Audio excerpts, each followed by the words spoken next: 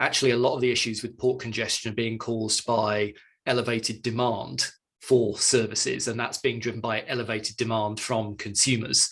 And we've done a fair amount of analysis looking at this and how there was a swing from spending on services to spending on goods back in the pandemic, and that hasn't changed. Like the analysis we've been publishing in the past couple of months, and we're about to update in the next few days, actually shows that consumer preference for goods has remained elevated. Now, what does that mean? Well, if it's elevated consumer goods demand, that means you've got to look specifically at the trade lanes that are most active in consumer goods. And guess what? That's Asia, particularly China, into the US West Coast. So it's like, okay, is this a systemic wide thing, or is it being focused on particular lanes and particular products? And that's, the answer to this is very much that it is being driven by elevated consumer demand. And we're seeing something similar in Europe, but obviously Europe's not had the same congestion issues. And that brings us to our second piece of diagnostic work, which is there something about the trade lanes that's causing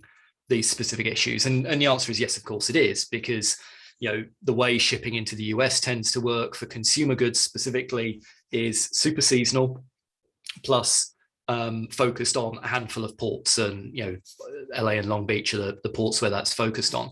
Whereas if you're shipping into Europe, you tend to find that you don't get everything trying to crowd into one or two ports. So on that side, it's like, okay, we're looking at elevated demand and knock-on effects. We're not looking at trade lane specific issues.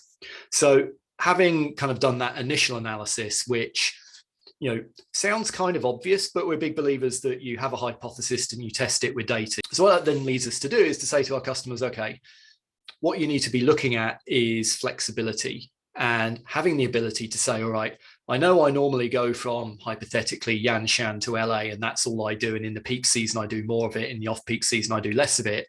It's like, actually think about what you need, where and when, and put some flexibility around